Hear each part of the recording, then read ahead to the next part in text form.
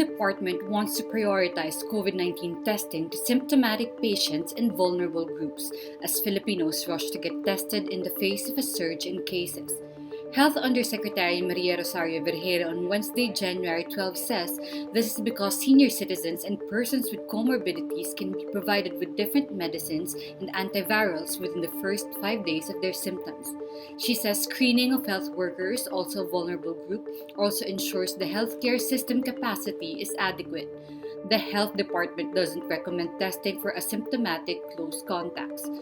DOH Technical Advisor Edsel Salvania explains many people in the country are already vaccinated against COVID-19. As of January 11, 48.45% or almost half of the 110 million Philippine population have been fully vaccinated. On Thursday, January 13, the Philippines reports an all-time high of 34,021 new COVID-19 cases, an indication that the surge has yet to subside. Thursday's cases bring the total COVID-19 cases in the country to more than 3,092,000 cases, with almost 240,000 infections still active. With cases still rising, the Philippine government places 28 more provinces and cities under Alert Level 3 starting January 14 to 31. The new areas under Alert Level 3 are the following: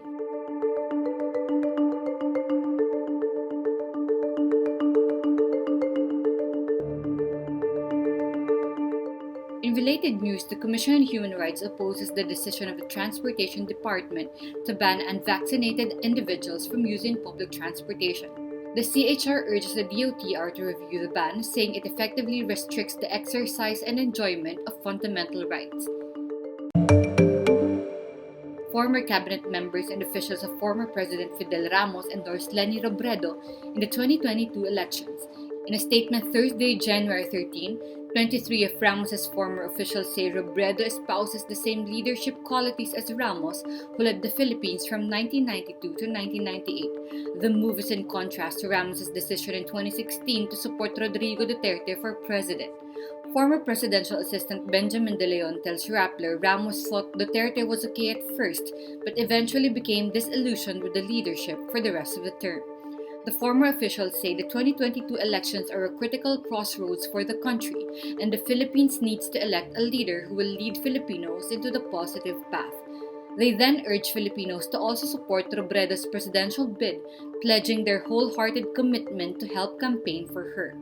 In a series of tweets, Robredo says she is humbled by the former official's support. She says she looks up to Ramos, who she claims had one of the best pool of cabinet secretaries in recent years. Need more context, clarity, and perspective? Get the full picture with Rappler Plus. With exclusive content and events, you'll get an opportunity to discuss issues with reporters, experts, and featured guests while helping Rappler continue its fearless journalism. Join now.